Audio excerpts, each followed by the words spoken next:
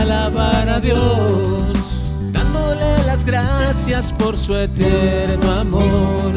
Te invitamos a disfrutar con tu familia, donde tú verás y escucharás la verdad de su palabra. Declaramos que tus ojos alumbrados están. Bienvenido a tu programa,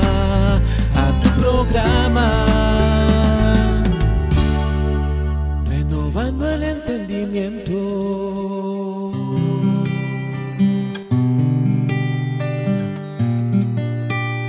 Renovando el entendimiento. Y ahí nosotros nos gozamos con el Señor, porque estamos en plenitud de vida. Estamos en el pleroma. Vamos a ver estas dos palabras, pero quisiera ver estos dos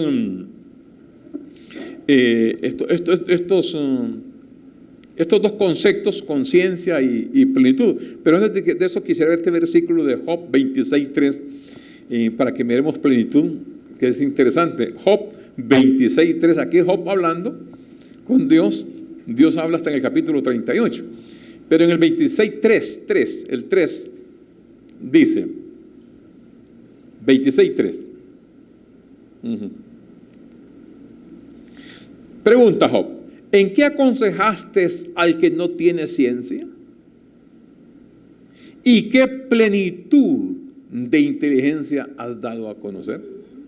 Fíjese la confesión y la pregunta de Job hacia Dios. ¿En qué aconsejaste al que no tiene ciencia? ¿Y qué plenitud de inteligencia has dado a conocer? Estas preguntas que se fueron dando desde aquel tiempo, imagínense, la plenitud de inteligencia has dado a conocer. Y mire cuántos años, siglos pasaron para que ahora nosotros, por eso dije hace poco, gracias a Dios por este privilegio, que Dios nos abrió los ojos del entendimiento para conocer plenitud, para conocer la plenitud de inteligencia, porque esto es una etapa maravillosa. Es cuando el niño entra a la primaria, a la secundaria, a la universidad, ya está sacando una maestría, un doctorado. Es una cima, que es el concepto de plenitud. Entonces, todo poder, todo saber espiritual ya está instalado en el espíritu de nosotros. Eso está dentro de nosotros ya. Todo lo que es el paquete completo de Dios. O sea, Dios nos mandó a este mundo a participar de carne y sangre con el paquete completo. Por eso Colosenses decía que nosotros estamos completos en el pleroma de Dios. Entonces, ¿qué fue lo que perturbó entonces? Como preguntaba Job, o como le preguntaba en el capítulo 38 de Job, le preguntaba Dios a Job: Job, ¿dónde estabas tú? ¿Qué hacías tú? Entonces, esa es la pregunta y ese es el punto donde nos encontramos ahora. En el plan de Dios, ¿dónde estamos nosotros? Entonces hay un disvarío, hay una confusión en todo el pueblo de Dios, porque no saben en el plan de Dios dónde están ellos. O están en pecado, o están esperando la promesa de Dios que se cumpla, están en la ley de Dios, haciendo en la ley de Moisés, cumpliendo todos los rudimentos, o están en gracia, por fe, creyendo que Dios los salve de qué. Y la gente habla de la salvación, que si no, hermano, persevera, que si no se pierde, pierde la salvación. Pero yo hice la pregunta hace tiempo: ¿de qué salvación está hablando? En el tiempo de Jesús, Él vino a salvar a su pueblo, los israelitas, de su pecado. Hermano, que la salvación se pierde, cuidemos la salvación porque se pierde la salvación. Entonces hay esa confusión en todo el pueblo de Dios, que no se sabe en pleno siglo XXI dónde se encuentran ellos en la dirección espiritual de Dios, en el plan de Dios. Están allá, están acá, ¿dónde? Entonces la gente lee la Biblia y hay una confusión porque no se ha entrado en ese conocimiento. ¿Y qué hace entonces? ¿Qué hizo para que actualmente el pueblo de Dios no sepa dónde está? Tanto los antiguos y los modernos sistemas de iglesia, de religión, lo que han hecho es que han nublado o han escondido a la conciencia del hombre diciéndole que el hombre está incompleto, que está imperfecto, que usted no sirve para nada, que a usted le falta mucho, hermano, y comienzan a aplicarle un montón de rudimentos para que usted llegue a hacer algo delante de Dios. Usted tiene que pasar por todo el proceso rudimentario de que lo presenten al niño, que lo bauticen a la edad de tanto, luego pasa a otro grado, que ya aceptó a Cristo. Bueno, después de aceptar a Cristo, ahora le falta otro paso, que es recibir al Espíritu Santo. Entonces Jesús está acá, entonces usted está incompleto porque le hace falta recibir al Espíritu Santo. Cuando la Biblia dice que el Espíritu es el Señor, y donde está el Espíritu del Señor, ahí hay libertad, es el mismo. Pero lo llevan en pasos porque el hombre lo ven enclenque, lo ven incompleto, que le falta algo. Ya recibió a Jesús, pues le falta el Espíritu. Recíbalo, entonces usted lo recibe el Espíritu, pero después usted lo ve que todavía no embandera en el cristianismo, y usted está luchando, y hermano, es que le hace falta esto, y va y le ponen otro detalle, que le hace falta más, y le falta esto, y le falta esto, y usted posiblemente llega a unos 20, 30, 40 años, y usted seguirá siendo el mismo incompleto, el mismo inservible, y usted no califica.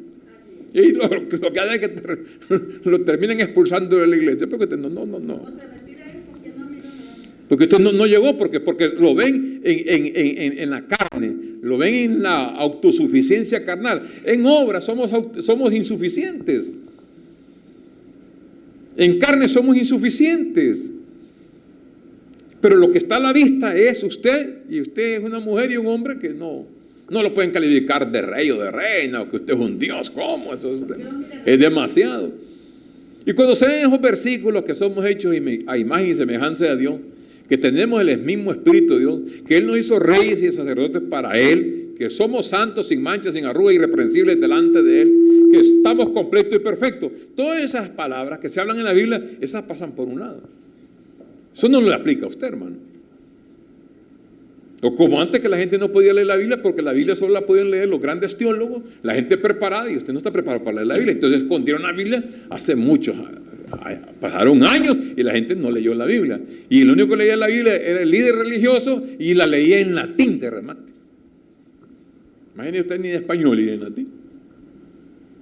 Quedaba como un hermano que tiene una iglesia que se llama la iglesia de la nube, quedaba en la nube. Sí, o sea, no había eso, porque era prohibido esto, y la gente no podía leer la Biblia porque no hay capacidad para leer la Biblia. Sobre el teólogo, el estudiado, el que tiene tantos seminarios, el que tiene tantos estudios, salió a la universidad. Y usted con esta capacitación, con este conocimiento, usted puede hablar con el mejor teólogo y le van a decir: ¿y usted dónde estudió? Porque usted le asegura, eso no cae duda, 100% que usted le va a ganar a un teólogo, a manera de una discusión normal. Usted le pone estos versículos y le pone la Biblia y le dice: eso no es así, ¿quién te enseñó eso? ¿Dónde estudiaste? Porque usted está fuera del contexto de todos ellos, porque nosotros estamos fuera de todo esto por esta palabra. Así es. Que Dios nos va aclarando poco a poco, nos va aclarando. Entonces, ¿qué han hecho todos los sistemas? Mandarlo a que busque de Dios, a buscar de Dios. Busque más de Dios, hermano, busque más de Dios. Entonces, nosotros no tenemos que buscar nada, porque nosotros ya venimos exactamente en plenitud de vida. No ocupamos un montón de cosas que vamos a ver ahora, y vamos a entrar en conciencia de todo lo que hacemos. Que no competimos con nadie, no buscamos nada porque no hemos perdido nada, no procuramos ser porque ya somos lo que Dios dice que nosotros somos. No tratamos de alcanzar porque ya lo poseemos todo, no esperamos de Dios nada porque ya Dios nos dio todo para el disfrute pleno. O sea, en otras palabras, no vamos donde ya estamos. Porque esa es nuestra posición. Conciencia, la palabra conciencia significa facultad interior de la mente que juzga la rectitud moral de los pensamientos, las palabras y las acciones, independientemente de los deseos o las inclinaciones de las personas. Por ejemplo, vamos a ver solamente una idea de esto. Romanos 2:14 al 15. Romanos 2:14 al 15, cómo Pablo habla de la conciencia. La conciencia es la parte que tenemos interior, que forma parte aún de nuestro espíritu, que es algo que nos juzga a nosotros la rectitud moral de pensamiento, de palabra y de acción. Tenemos la conciencia, pero Pablo identifica muchas clases de conciencia que hay. Está la conciencia, pero miremos esto primeramente, lo que Pablo les dijo a los romanos. Porque cuando los gentiles que no tienen ley, los gentiles nunca tuvieron ley. No tienen ley. Los gentiles nunca tuvieron tiempos porque la ley fue dada a los israelitas, no los gentiles. Entonces quienes tenían ley eran los judíos, los gentiles no. Gentiles son todos aquellos pueblos que no eran del pueblo de Israel, todas las naciones alrededor de Israel. Los judíos tuvieron ley. Cristo viene, quita la ley, ahora ni los judíos tienen ley, que son los que tuvieron. Pero los gentiles no tienen ley, hacen por naturaleza lo que es de la ley. Estos, aunque no tengan ley, son ley para sí mismos. Fíjense bien, de ellos mismos se ponen la ley, nadie se las pone. Dice el 15, mostrando la obra de la ley escrita, ¿a dónde? En sus corazones, dando testimonio su conciencia y acusándolos o defendiéndolos sus razonamientos. Esa es la ley de la conciencia, la parte de la conciencia que es la que le juzga a usted cuando hace una cosa correcta o una cosa incorrecta. Lo dice usted bien. Cuando esa conciencia está activa por la palabra, usted hace una cosa incorrecta, usted anda mal. No va a estar bien, va a andar mal y va a irse a la cama y va a ir mal porque la conciencia lo va a acusar a usted de algo que usted hizo incorrectamente. ¿Cuándo está eso en vigencia? Cuando su conciencia no ha sido cauterizada, porque hay conciencias cauterizadas. Conciencias insensibles, que ya no siente nada la persona. Ese es un peligro ya serio.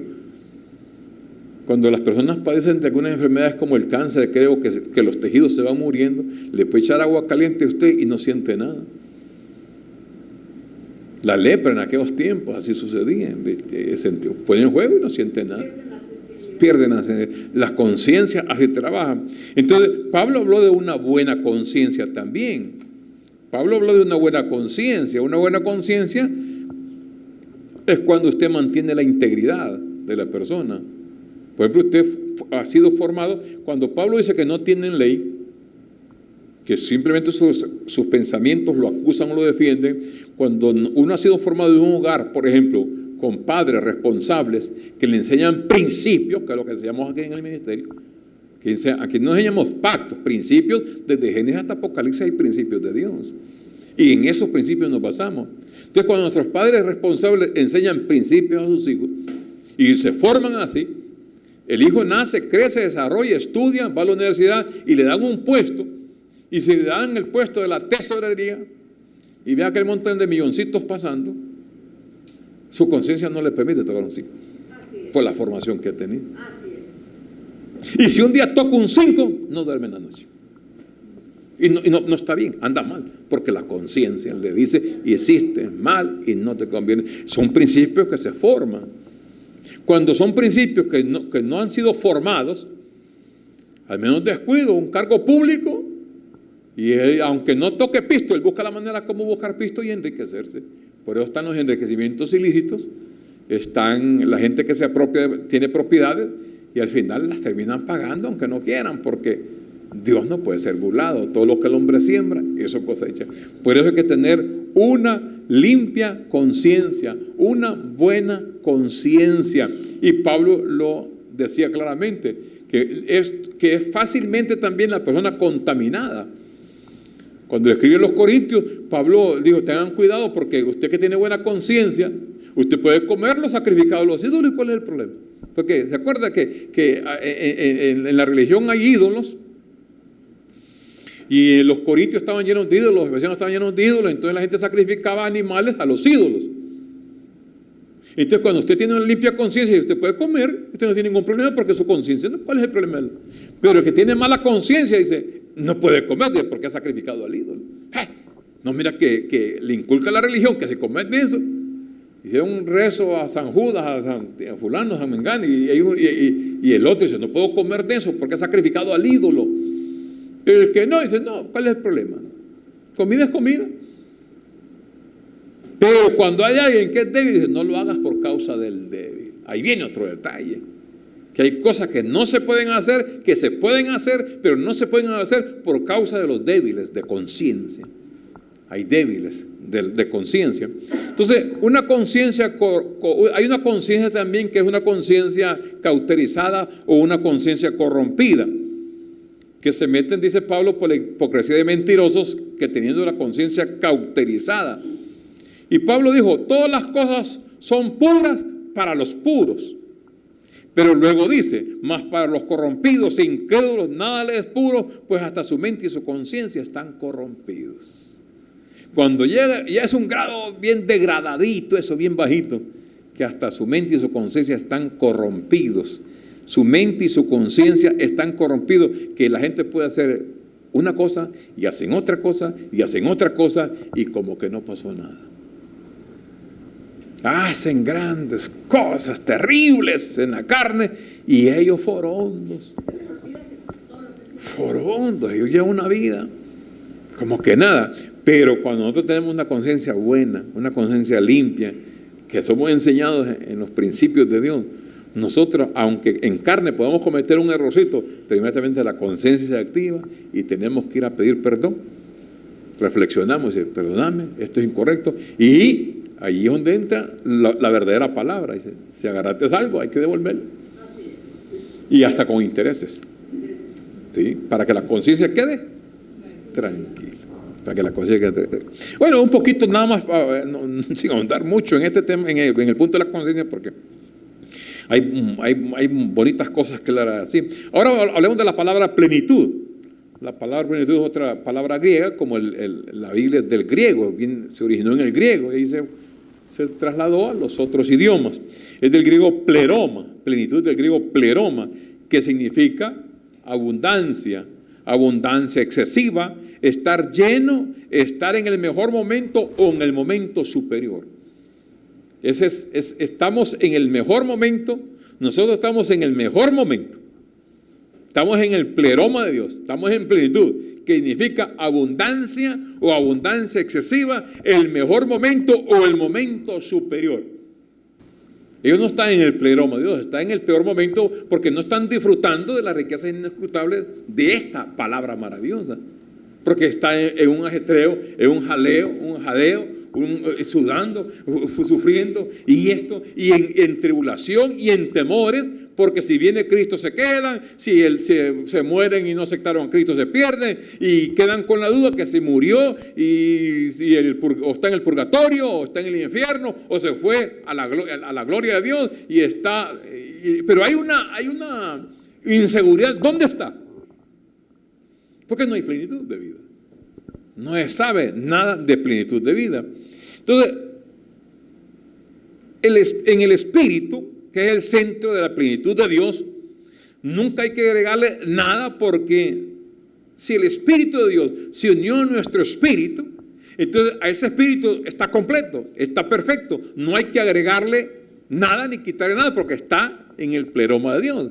Está en el mejor momento. Estamos viviendo los mejores tiempos. Estamos viviendo el mejor tiempo de todos los tiempos de la historia.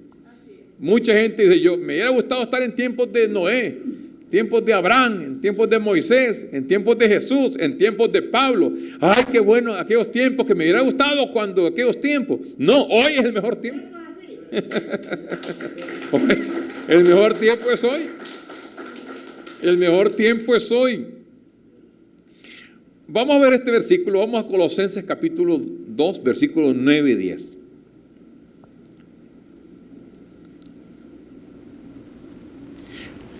Dice, porque en Él, en Jesús, en Cristo, habita corporalmente toda la plenitud de la deidad. Cuando Dios se manifestó en cuerpo, en carne aquí en este mundo, en Él habitó toda la plenitud de Dios, porque Dios no iba a venir en este mundo falto. Él venía completo. Entonces Pablo agrega la palabra en el versículo 10 y dice, en Cristo ocurrió eso. O alguien pudo haber preguntado, Pablo, ¿y nosotros? Ah, ustedes. ¿Y vosotros entonces? ¿Estáis completos en quién? En Él. Porque fíjese bien, porque en Cristo habitó corporalmente toda la plenitud de la deidad. Y entonces el Espíritu de Dios está en mí. Si en Él habito toda la plenitud, en mí también habita toda la plenitud. Y vosotros estáis completos en Él, porque Él es la cabeza. Entonces, el cuerpo, la iglesia, quedó completa como es Él, porque Él habita en su templo y en su morada, que es el Espíritu. Entonces, por eso estamos completos, estamos perfectos. De ahí es entonces donde nosotros vemos que todos estos versículos, como este, por ejemplo, esos versículos, cuando se leen rápido y no se reparan esos versículos. Y la gente, y el predicador pues dice, está completo, pero después solo a ratito dice, pero tiene que hacer esto porque le falta algo. Y no mantenerse firme en lo que dice la palabra. Entonces, ¿qué le hace falta a la persona entonces si está completo en Él? ¿Qué le hace falta? Es despertar su limpio entendimiento para que Él descubra que dentro de Él está completo. Fíjese bien. Mire lo que Pablo habla en Efesios 5:13. Efesios 5:13. Mire cómo Pablo tuvo que decirle, en posición todos estamos completos. Hay plenitud de vida. Pero, ¿qué hace falta? Hace falta una información, un conocimiento para que haya una renovación en el entendimiento y la persona se dé cuenta qué es lo que hay en él. Pablo tuvo que decirles a ellos, mas todas las cosas cuando son puestas en evidencia por la luz son hechas manifiestas. ¿Por qué? Porque la luz es lo que manifiesta todo. Cuando no hay luz y el cuarto está oscuro, usted anda a tientas y hasta se puede caer porque usted está en oscuras. Pero cuando usted entra hacia el foco, prende el switch y se prende el foco y usted ve clara, porque la luz pone en evidencia todas las cosas. La palabra es la luz. Por eso decía el salmista, lámpara es a mis pies tu palabra y lumbrera mi camino.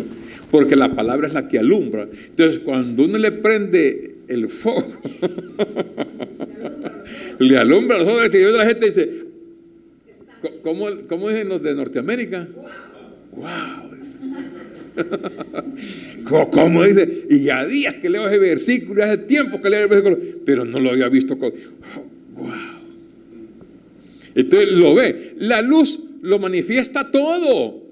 Versículo 14, entonces, por lo cual dice, miren, entonces, por lo que dice la luz, ¿va?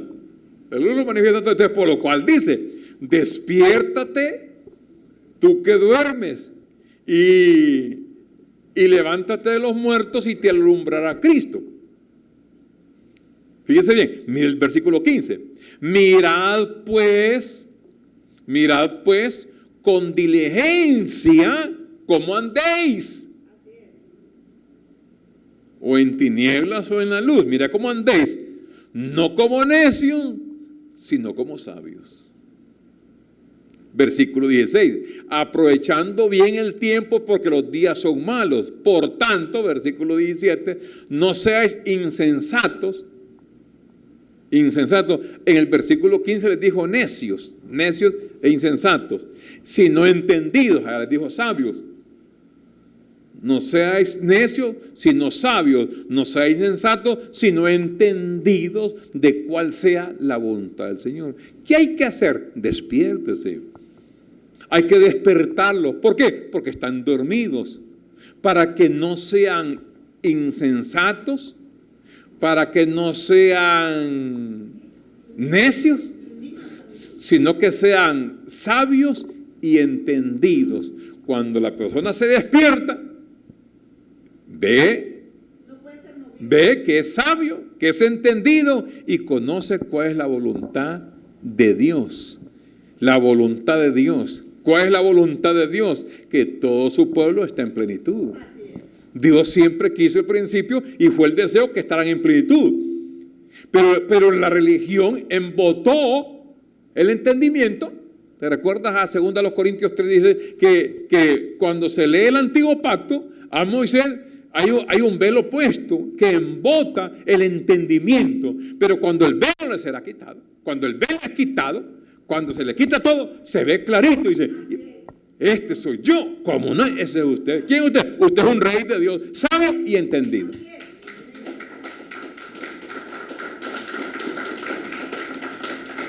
comienza entonces la vida a dar otro giro. Ya no está dormido, ya no está muerto, ya no es insensato, ya no es un necio, sino un entendido. Usted es un sabio, usted es un entendido y conoce la voluntad de Dios. Y entonces, pero el pastor dijo, que la iglesia dijo, que fulano dijo, sí, ellos que sigan diciendo lo que han dicho siempre, pero ahora estoy entendiendo cuál es la voluntad de Dios, porque soy un sabio y soy un entendido. Y estoy viendo ahora que soy exactamente como Él es, con su mente. Tengo la misma mente de Dios, tengo el mismo espíritu de Dios. Entonces, a esta altura, ¿quién va a decir usted que usted es un perdido, que se pierde, que va para el infierno, que Cristo viene y se queda? A esta altura, que venga alguien que se la salvación se pierde, usted puede reír con prudencia, ¿no? Porque usted es un hombre sabio y entendido. Usted lo que se ve en la posición como están todos, ¿verdad? Cómo está toda la gente en esa situación. Entonces, despertarlos a ellos es importante y es lo que hacemos a través del programa y a través de nuestras reuniones. ¿Qué pasa cuando se despierta la persona? Inmediatamente se abren los archivos de su memoria espiritual, donde ya está instalado este conocimiento. Eso ya está. O sea, esto no es nada nuevo. Esto ya está dentro de cada uno. Eso lo decimos a nosotros porque es una verdad y también para que nosotros no entremos en jactancia, en superioridad con los demás. No, hermano, esto ya está. Esto que yo le hablo a usted no es nada nuevo. Eso está dentro de su memoria espiritual. Lo que pasa que como usted está dormido, lo durmió la religión. La religión lo adormeció y lo estuvo todos los cultos de los domingos y los miércoles en estudios bíblicos y en discipulado. Usted le estaba contando cuentos y fábulas y lo tenía adormecido. Entonces usted nunca entendió porque siempre estuvo con toda la historia judaica que habla Pablo del Viejo Testamento y eso lo tiene ahí enredado, que esto y todo. Usted conoce todas las historias que ya les he contado en el pasado. El que abrió el mar rojo, que se abrió el otro mar, el río Jordán, que la mujer aquella, que contando historia, cuento. Pero su plenitud está instalada en su espíritu. Cuando se despierta, al despertar usted, entonces comienza a ver a través de esta información, de este conocimiento que está llegando a su entendimiento, para que se enriquezca y usted comienza a ver estas verdades maravillosas a las cuales Pablo habló. Dijo, renovaos entonces en el espíritu de vuestra mente. Muy bien, hablé un poquito de conciencia y un poquito de plenitud para entender los dos conceptos. La parte de la conciencia que está dentro, entonces, para empezar a entrar a una concientización de lo que ya somos. Es un asunto de conciencia. Que usted entre en su vida, en este conocimiento para darse cuenta de lo que realmente ha pasado, escrito en el pasado, lo que ya Dios escribió en el Viejo Testamento, Nuevo Testamento, lo que ha sido enseñado en estos, digamos, para no irnos tan largos, en estos 2000 años. Pongámoslo un poquito más acá, de la reforma de Martín Lutero, del siglo XV, llevamos 6 siglos. 6 siglos son 600 años. 600 años en que todavía supuestamente había un despertar del catolicismo romano al protestantismo, como le llamaron los mismos católicos, un protestantismo o los hermanos separados, que supuestamente se había entrado en otra etapa, en otra gloria, pero hemos ido viendo que en todas sus enseñanzas, sus liturgias, ¿qué se enseña? ¿Qué se enseña? Desarrollamos un poquito el tema de concientización o concienciación. Algo así. Número 1. Vamos a hablar de lo que se enseña. ¿Qué se enseña? ¿Qué se enseña? Concienticémonos de esto entonces. ¿Qué se enseña en todos los púlpitos? Pecado y pecados. ¿Qué tenemos que entrar nosotros a concientizarnos de qué? De que el pecado original fue quitado. Todos los púlpitos de hoy están llenos de pecado y que son pecadores. Y hasta saca un eslogan que dice, Dios ama, hermano, al pecador y aborrece el pecado. Sale ese eslogancito, ¿verdad? Hermano, Dios ama al pecador, pero aborrece al pecado. Porque hasta el día de hoy, todos ellos consideran que la iglesia está en pecado, que la iglesia comete pecado, que los hermanos están en pecado y están en pecados, que necesitan de un arrepentimiento para ser salvos, que necesitan de un bautismo en agua para perdón y arrepentimiento, arrepentimiento y perdón de pecados, arrepentimiento y perdón de pecados. Eso es lo que se enseña, que hay pecado. Entonces, cuando entramos en concientización de plenitud, en plenitud de vida, en el pleroma de Dios, en el pleroma espiritual de Dios, no hay pecado ni pecados. ¿Por qué lo definimos? Porque el pecado original, cuando Cristo vino y derramó sangre en la cruz del Calvario, dice Hebreos 9:26 que el pecado fue quitado. ¿Cuál pecado? El original. ¿Por qué es original? Porque se originó en un primer hombre, Adán. El hombre pecó. ¿Cuál fue el pecado de Adán? Desobediencia.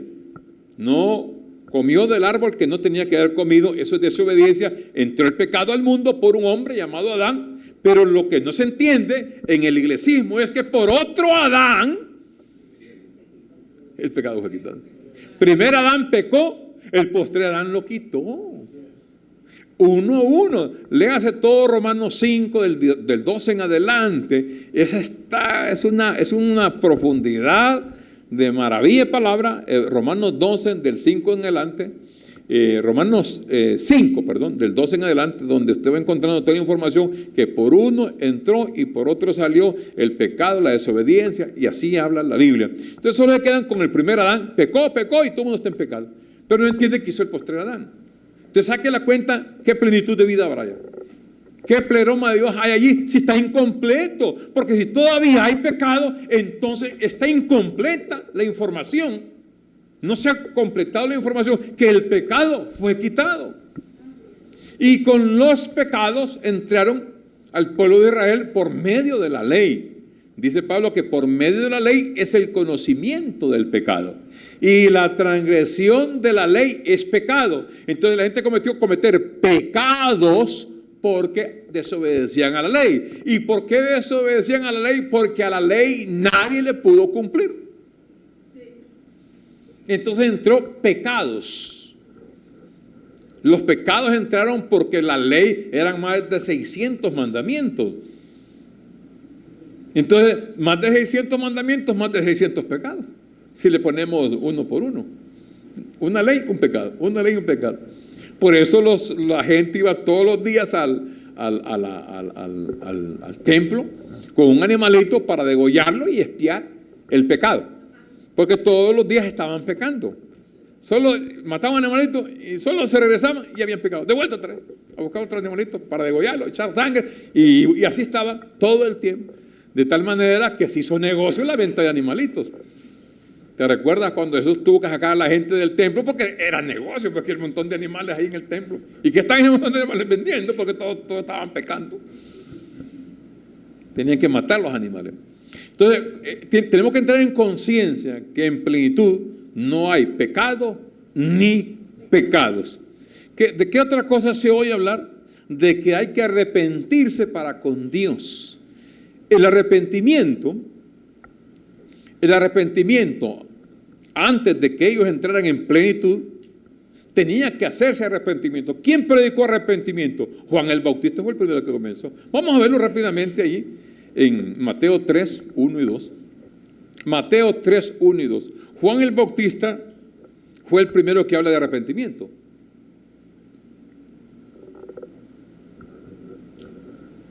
Predicación de Juan el Bautista. En aquellos días vino Juan el Bautista. ¿Usted sabe por qué le decían el Bautista? Porque bautizaba, siempre estaba ese como apodo ahí, la apodosis. Predicando en el desierto de Judea, mira la predicación de él, y diciendo, arrepentíos, porque el reino de los cielos se ha acercado. Esa fue la predicación de Juan el Bautista. Quiero ver otro versículo en Marcos 1:4. Marcos 1:4.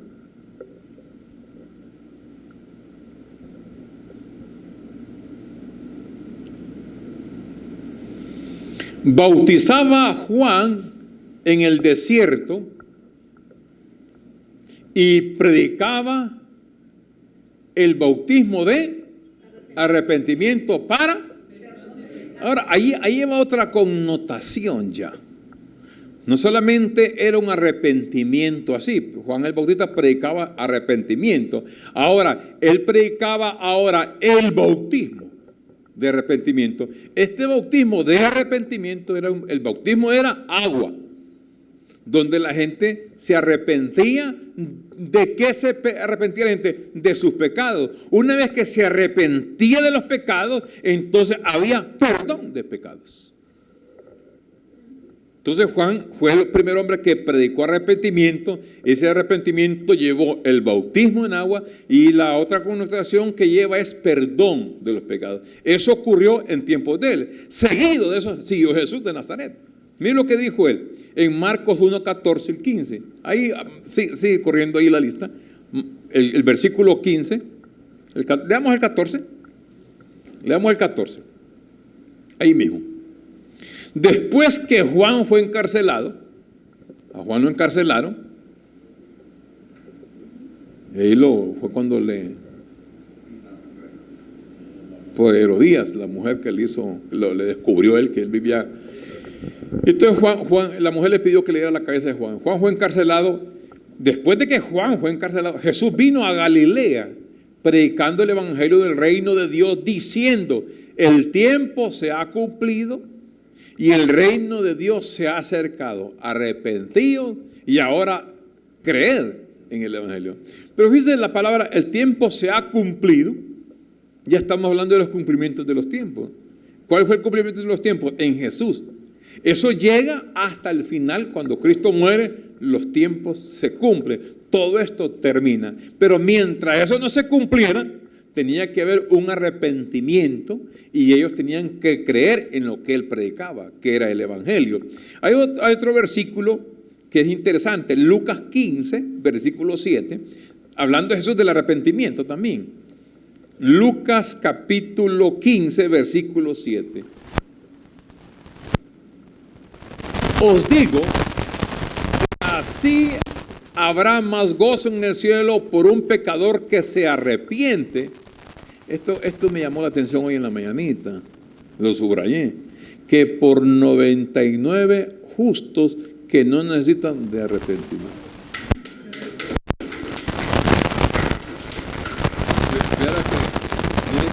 Mire que hoy viendo, por eso tuve que ponerlo por fuerza, porque había un pecador que se arrepiente.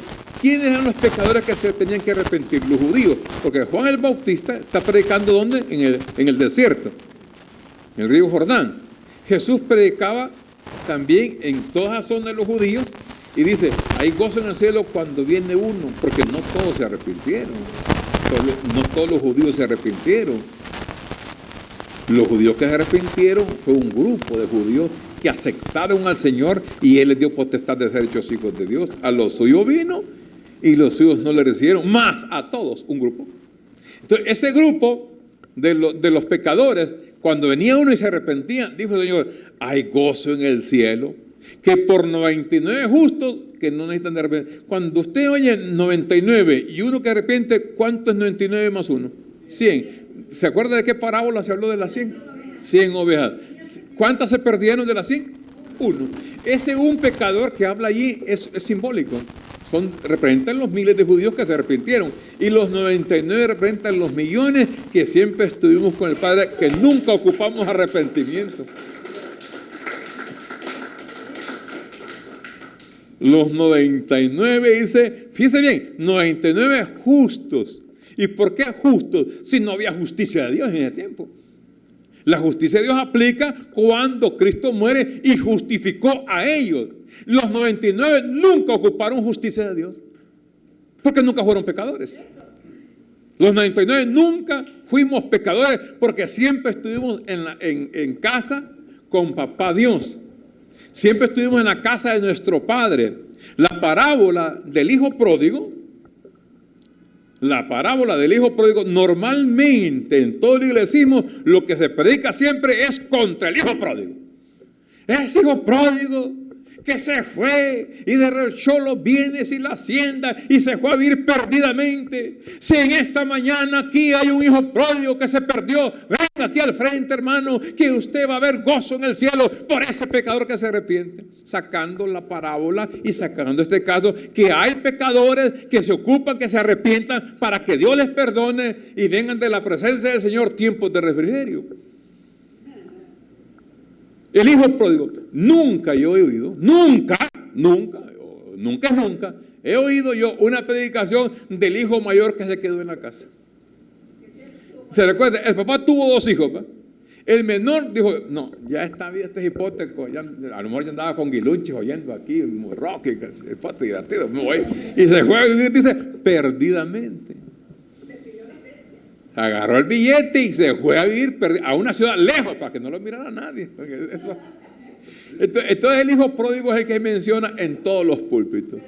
El hijo pródigo, hermano, el hijo pródigo, y usted es uno de esos, y el Señor todavía, y le hacen así, mire, y le hacen así, y el Señor todavía le hace así, anda buscando a ver dónde hay un hijo pródigo. El hijo pródigo para la gente es el que está en la cantina, el que está ya empiernado con 2 hipotas, el que está ya viviendo. Ese es el hijo pródigo que anda perdido. Ese es lo que está tal vez es perdido por el guaro que no haya en la casa de vuelta, pero espiritualmente ninguno está perdido. Siglo XXI, hoy exactamente no hay uno perdido. Ni uno. Eso llegó, la perdición llegó hasta la cruz. El mayor de la casa, el de la familia, el que se quedó, de ese no se habla. Ese uno mayor, porque solo hablan de 2, ese otro, el mayor, siempre fue el representante de las 99 ovejas que siempre fueron justos, que no ocupan arrepentimiento y estuvimos siempre en la casa de nuestro Padre. Nosotros venimos a participar de carne y sangre después del primer Adán y después del postrer Adán. Eso es plenitud.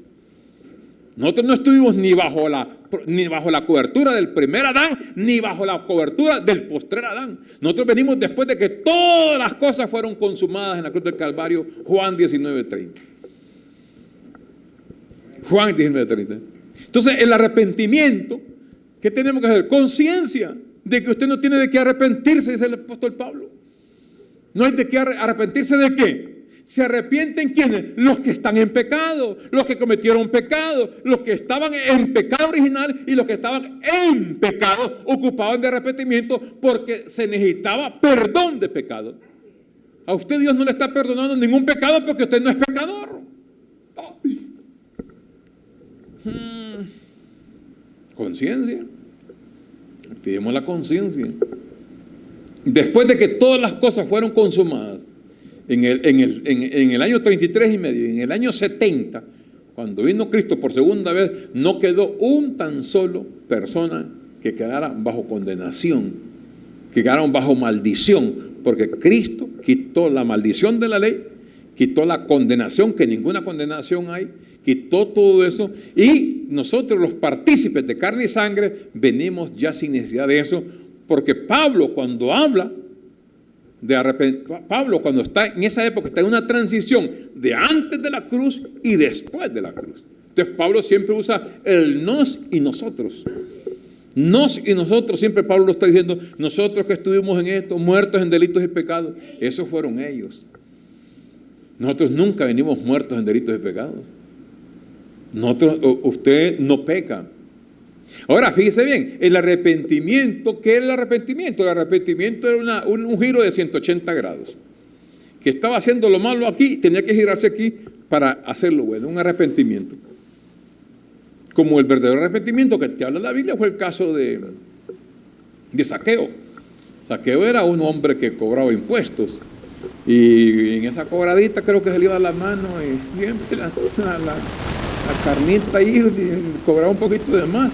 Y cuando el Señor nunca le dijo nada, Zaqueo, pícaro, hombre, estás cobrando más a la gente, hombre, devolverse. No, el arrepentimiento le provocó eso a Zaqueo. Y él dijo, Señor, le dice. Pero cuando llega a la casa, Zaqueo, bájate del árbol allá, porque era un chaparrito, no lo podía ver, se subió un palo y lo vio. Y entonces el Señor dijo, Zaqueo, y se lo presentaron y Zaqueo, ¿qué? ¿Conmigo? Sí, Zaqueo, bájate del árbol y voy a comer, invítame a comer a tu casa, vamos a comer ahí. Ah, sí, Señor, y fueron a comer a la casa. Y estando en la casa, Zaqueo de él salió, porque ya hubo un arrepentimiento en el Señor. Le dijo, realmente no soy digno que estés en mi casa, porque soy esto y esto. Pero mira, Señor, cuando yo hago alguna cosa así, cuando me toca devolverlo, lo devuelvo cuadriplicado. O sea, después de lo que le había quitado al otro, digamos unos 100 pesos más, le daba la conciencia, mira la conciencia, qué bueno, le daba 300 de demás. A lo mejor por los intereses o por la molestia, o había hecho sus ganancitas aquí, un negocito acá y le fue bien, te voy a volver acá por la conciencia, no porque tenía impuestos, se lo devuelvo cuadriplicado. Ese es arrepentimiento. Entonces, el arrepentimiento para con Dios no existe, para con nosotros sí existe. Para con nosotros sí existe, porque nosotros sí nos fallamos, entre nosotros nos fallamos, pero mantenga esto siempre en su conciencia. Para con Dios no existe, porque no hay pecado delante de Dios. Le voy a leer el texto ya luego. ¿Qué pasó? ¿Por qué nosotros no pecamos? Nadie peca después de la cruz para acá, del año 70.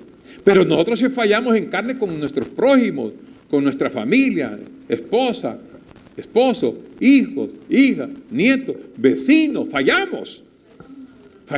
Pero como usted tiene una buena conciencia, una limpia conciencia, usted dice, no hombre, como una señora que presentó y dijo, puso una foto, porque está una mata de guineos, así, al otro solar, va, pero la mata de guineos vino y se dio vuelta para acá y el racimo estaba al lado de ella.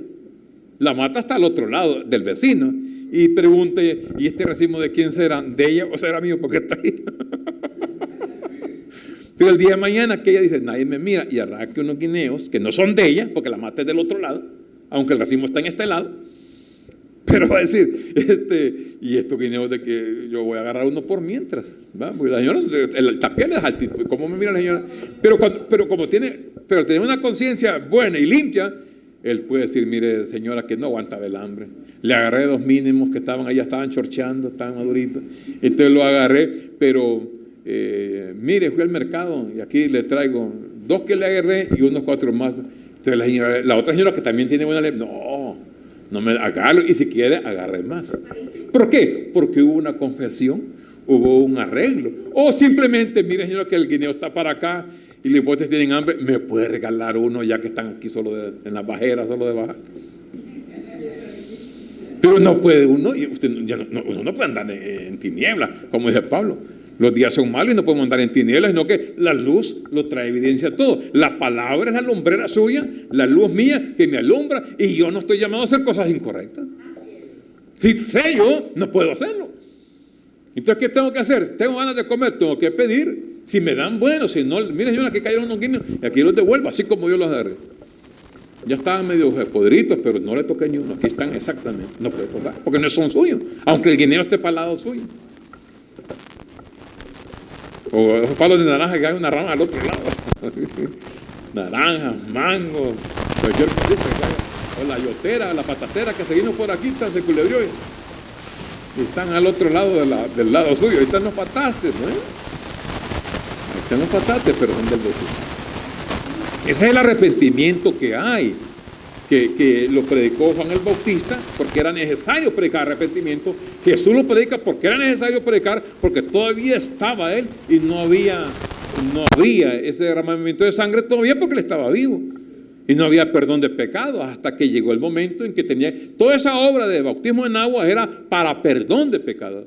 Pero una vez que Cristo muere, derrama sangre y ya no hay necesidad, porque la sangre fue derramada. Nosotros no somos partícipes de eso porque nacimos en el siglo XX, XXI.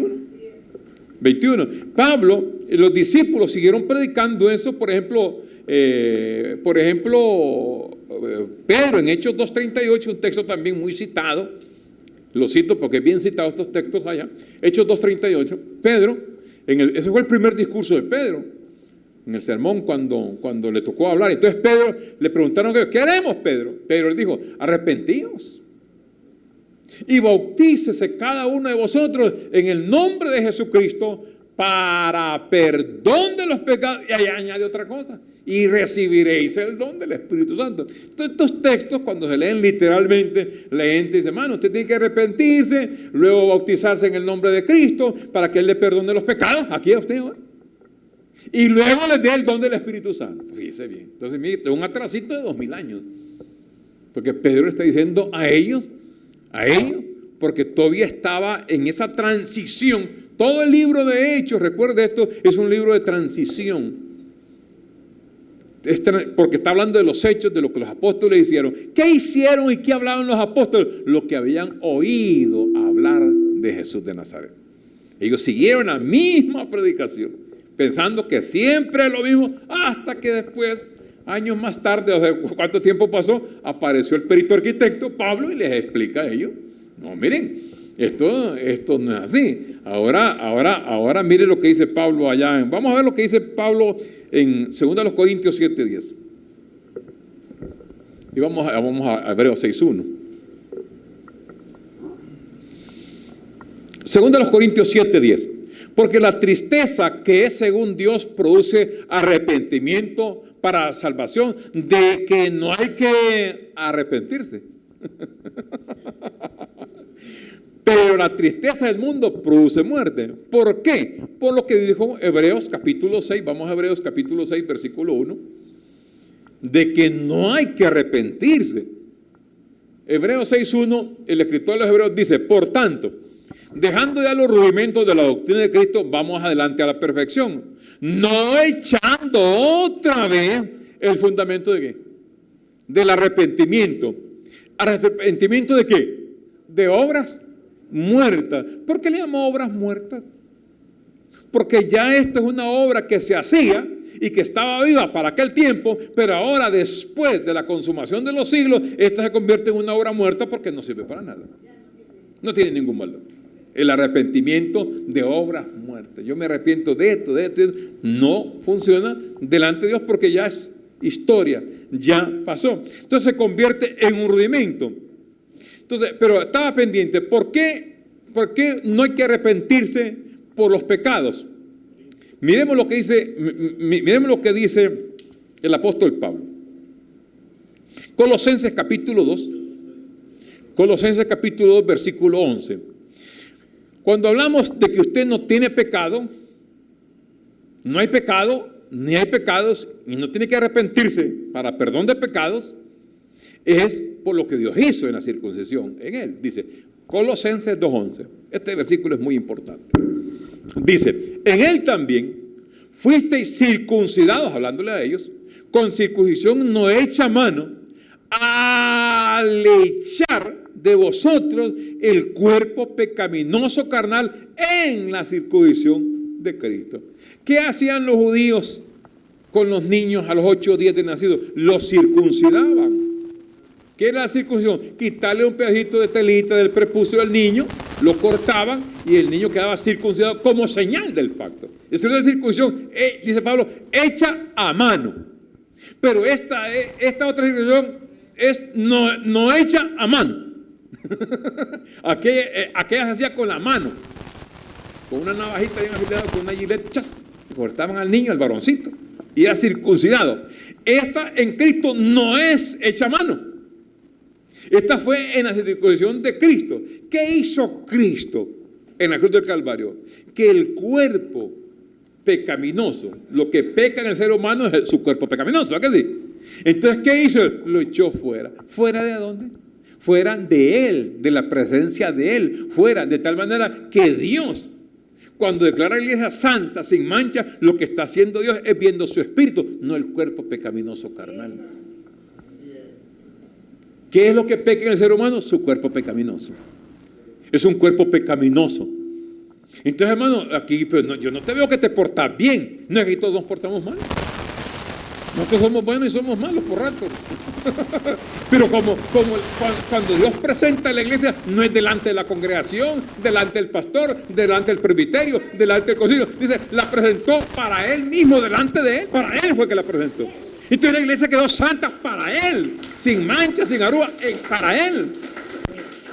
Pero aquí nosotros pelamos los ojos y no tenemos anteojos, nos ponemos los anteojos y decimos, ¡ah, pecaminoso! Pícaro, sinvergüenza, y empezamos a acusarnos, sí. Y traemos el pasado al presente para estarnos martirizando. Y comenzamos a recordar, sí, infeliz, fuiste esto, y el pasado negro. Así estaba aquella mujer, ¿se acuerdan de la mujer adúltera en el pozo de Jacob? Que esa mujer comenzó y Jesús no le estaba diciendo nada del pasado. Solo le dijo, mujer, lo que para qué no me estás mintiendo, porque el marido que tienes no es tu marido porque has tenido varios antes. Ay, sí, Señor, le dice, ese es tu pasado. Pero ahora, dice, todo es un agua, que esta agua que vas a beber es un agua que salte para la vida eterna, donde te vas a ver en plenitud. Y lo que pasó, pasó, y es historia, y no lo traigas al presente porque te hace daño. ¿Por qué? Porque el cuerpo, ¿qué es la maldad en uno? El cuerpo pecaminoso carnal. Esa es la maldad que está. Por eso uno nunca se ve bien, perfecto, nunca se ve completo, no se ve bien, ni ve bien a los demás por la mala información que hemos tenido. ¿Qué estamos haciendo hoy? Concientizándonos de la plenitud de Dios, que en plenitud, todos nosotros, los 7,000 millones de seres humanos, 8,000 que seremos ahora actualmente, no pecamos delante de Dios.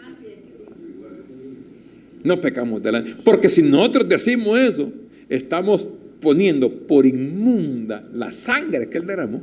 Estamos haciendo afrenta al Espíritu de gracia y estamos pisoteando a Jesucristo, que vino a morir, y una muerte de cruz, una muerte de maldición. Maldito todo aquel que es colgado de un madero. Entonces todo eso, el iglesismo, el sistema religioso, lo que hace es que pisotea todos los domingos. Deberían de irse para el estadio mejor, a jugar pelota, busquen una manera. Pero una congregación lo que hace es perturbar más el entendimiento. Porque el entendimiento está medio embotado, y con una información de esta naturaleza lo terminan de embotar más. Y sale más mal la gente que como entró, por la mala información que hay.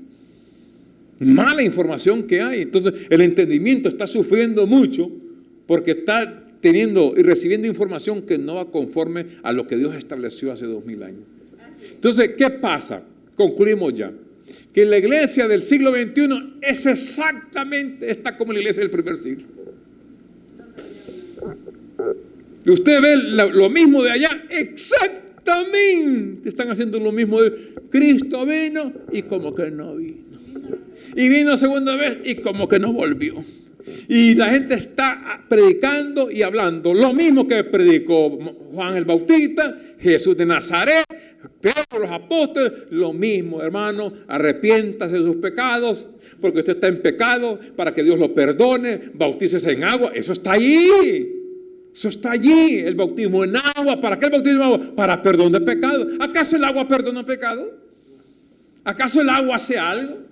Y pero esas aguas que salen hoy, que están, antes eran buenas aguas de los ríos, de los manantiales. Hoy unas aguas ahí que... ¿Ven? Y la gente piensa que el agua le ayuda, cuando fue el simbolismo que Dios usó mientras Él estaba, como les dijo Pablo, mire, Juan bautizó con agua mientras venía Cristo. Pero estando presente Cristo, sumo sacerdote, los bienes venideros, para que los rudimentos sea Cristo viene. Entonces tenemos tomar esa conciencia de que todo lo que es perdón de pecados, arrepentimiento, bautismo en agua, todos los rudimentos, eso funcionó y son obras muertas para el día de hoy. No tienen ningún valor. Lo que sí le da valor a su vida es una información de esta naturaleza, donde usted entra en esta categoría a descubrir la plenitud de Dios en su vida y verse como Dios lo ve y verse como Dios dice que usted es. Que usted es un rey, que usted es un Dios, que usted es un bendecido y con toda bendición. Amén. El Ministerio Internacional, disfrutando del amor incondicional de Dios, le agradece a usted por haberlos acompañado en el programa. Declaramos que los ojos de tu entendimiento han sido alumbrados. Hasta nuestro próximo programa. Gracias por su eterno amor. Te invitamos a disfrutar con tu familia, donde tú verás y escucharás la verdad de su palabra.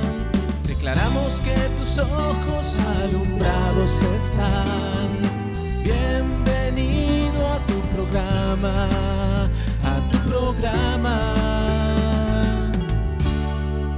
renovando el entendimiento.